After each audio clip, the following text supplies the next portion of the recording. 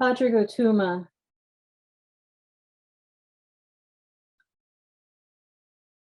gives an emotional and evocative account of the day after the events of September 11th. You probably remember what you were feeling afterwards. You probably remember where you were that morning and what you were doing. Tuesday, September 11th, 2001 was a beautiful sunny morning on the East Coast of the United States.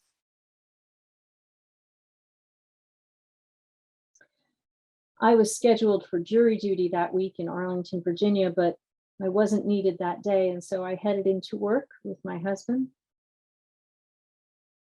We had the local public radio station on, and the NPR news bit was coming on just as we were pulling into the parking garage, and on the news it said, an airplane just crashed into one of the Twin Towers in New York City. And I thought to myself, how did somebody manage to fly a Cessna into the Twin Towers? Because I couldn't possibly imagine what had actually occurred.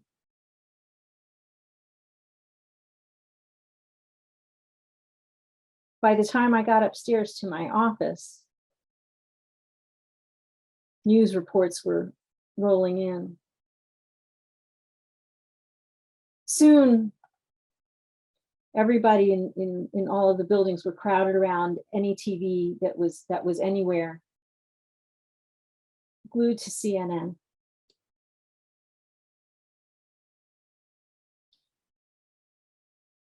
My son-in-law was working in the Pentagon at that time.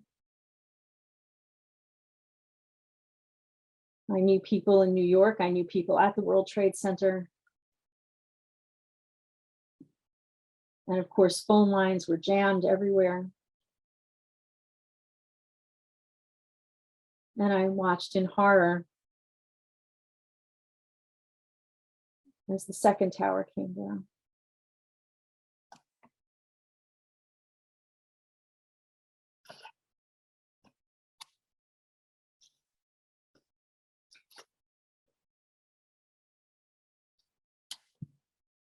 I remember very clearly that day and the next few days. And then on Friday, September 14th, 2001, then President George W. Bush stood in the pulpit of the Washington National Cathedral, where he effectively declared a holy war.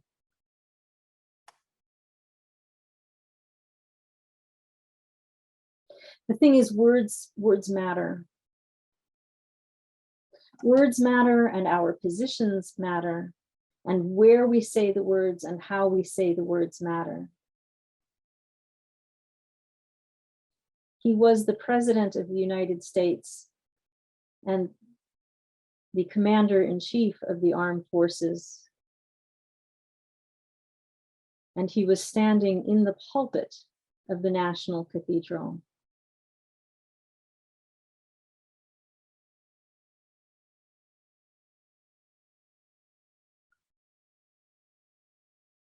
When he said that we would pay back, that we would come after whoever did this. That gave him the force of both his office and the church.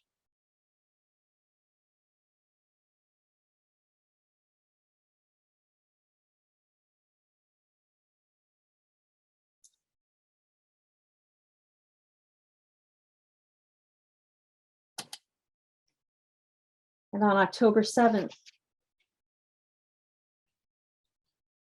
not quite a full month later, we went in as a nation, we went into Afghanistan. Ostensibly in search of Al-Qaeda and Osama bin Laden. It took nearly 10 years before the original mission to rout out Osama bin Laden was accomplished in May 2011, not in Afghanistan, by the way, but in Pakistan. And yet,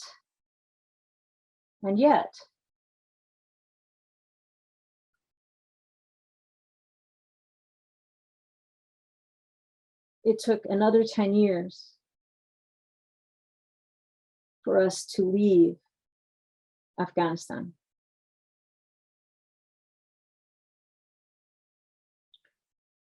What was our mission?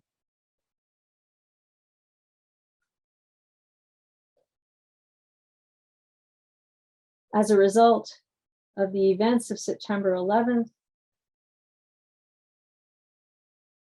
we allowed all sorts of new surveillance powers and legislation to take over. Air travel changed forever.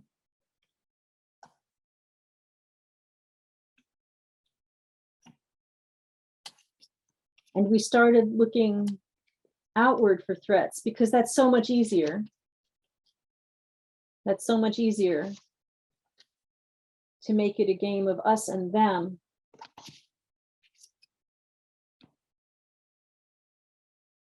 Even though it's become clearer and clearer that the greatest terrorist threats are from within our own borders.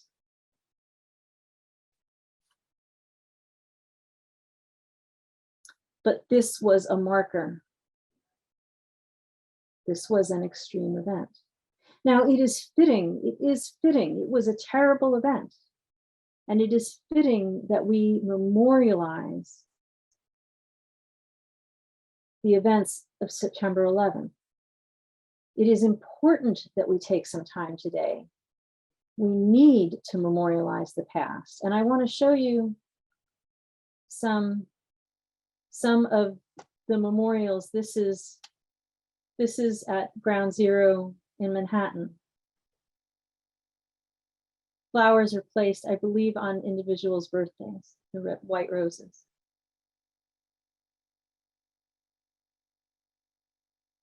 And these are just some of the memorials that we have. The photo on the left is at the United States Air Force Academy in Colorado Springs. Those are pieces of the Twin Towers. The photo on the right is what's come up in the place of the Twin Towers. That is now One World Trade Center that has risen from the ashes. And this is right here at the Bethlehem Library. This photograph is compliments of Gene Davis.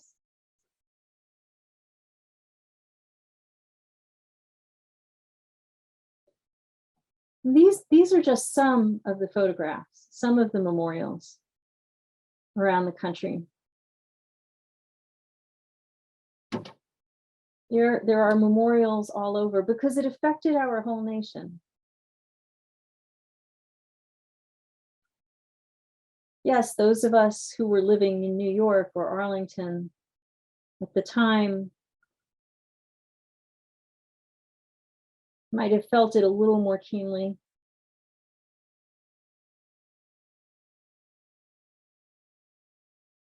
But it affected our whole nation.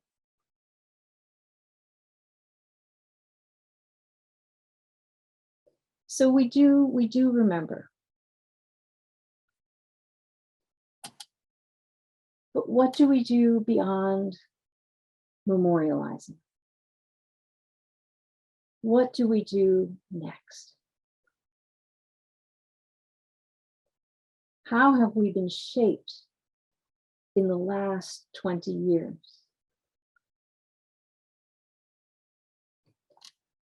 A president stood up in the pulpit in the National Cathedral, declared a holy war, and we spent the next 20 years, 20 years, the longest war ever in the history of the United States, fighting in Afghanistan. 4 presidents.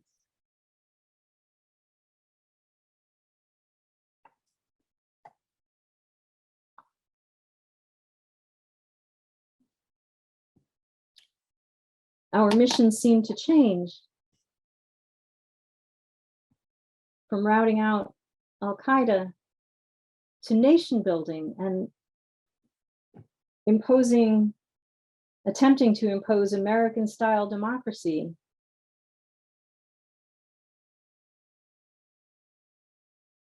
on another nation that doesn't necessarily want American-style democracy. Is that what we're about?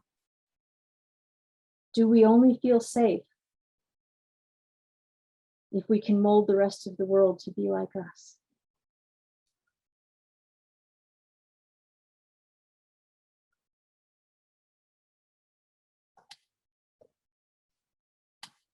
Although it's become clear in the last 20 years and even before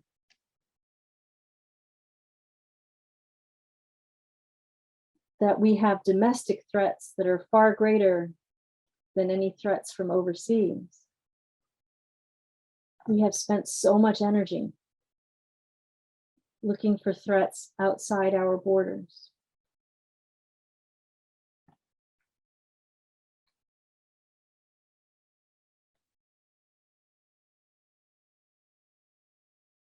Do we want to become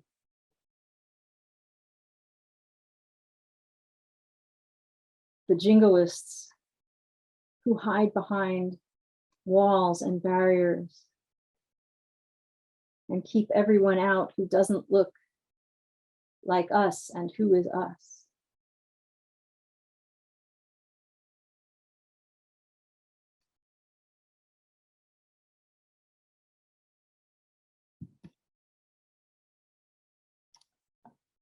Certainly in just the last few years, we've seen a huge rise in hate crimes, domestic hate crimes, anti-Muslim, anti-Asian,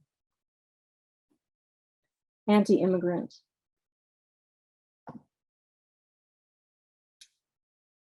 Is that who we want to be?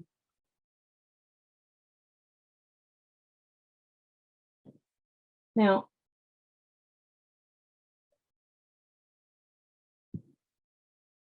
just in the last few weeks, since we've left Afghanistan, I personally have heard people talking about how awful it is that we're letting these Afghans in the country, the people that we were supposedly protecting and fighting alongside, and now suddenly people talking about, why would we let them in here? Is this what the last 20 years has turned us into, or has the last 20 years just shown us who we really are?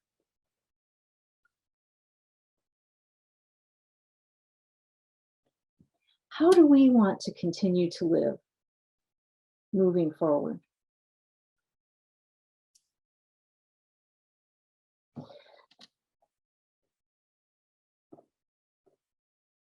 The purpose of terrorism is to strike terror in the hearts of people. That's why it's called terrorism. It's to make people afraid. It's to make people react instead of respond. And in that respect, terrorists have done a bang-up job at what they do. That is scary.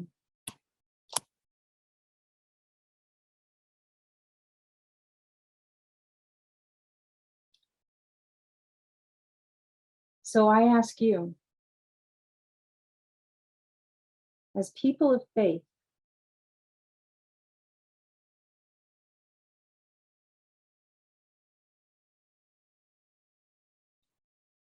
do you want to live in a security state? Or do you want to live out your faith, learn from the past, and respond rather than react? Now, I'm a realist.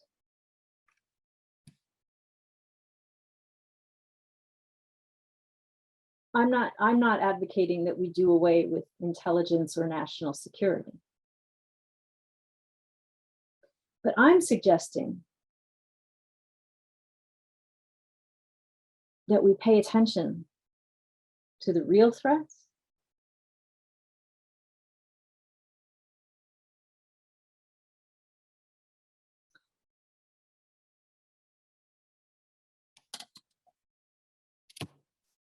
and that we lead with love.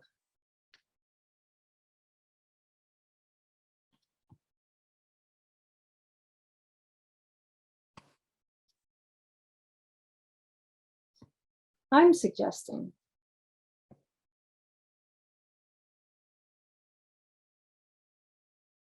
that while we memorialize and mourn, and remember that, by the way, not everyone who died from the events of September 11th died on September 11th. There have been long-term effects. I'm suggesting that we examine carefully what happened,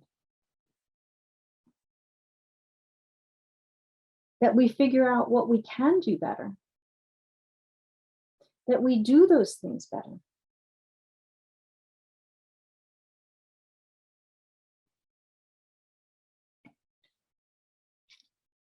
But that we give up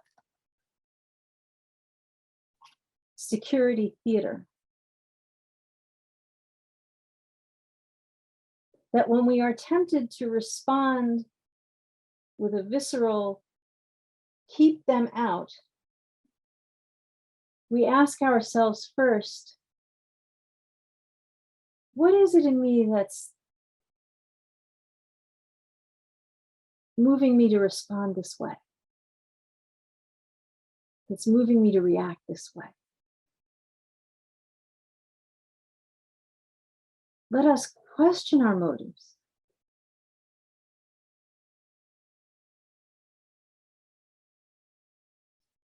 Now, how can we accomplish these things?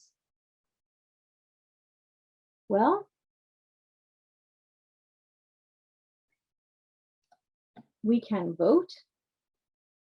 We can write to our legislators and phone them, and we can pay attention.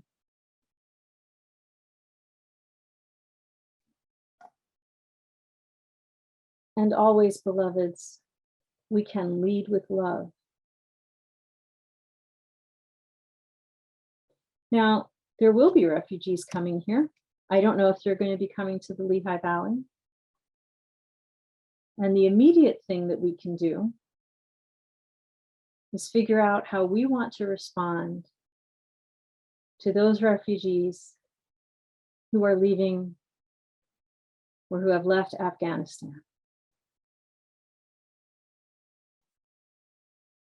That's something that we can do now.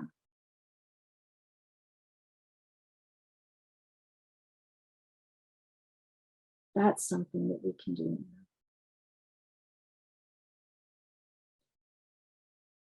Memorialize the past. Remember it, it's important. Learn from it. And let us build a brighter future together. Together, we can awaken the spirit. We can connect in kindness, and we absolutely can help to heal the world. Namaste.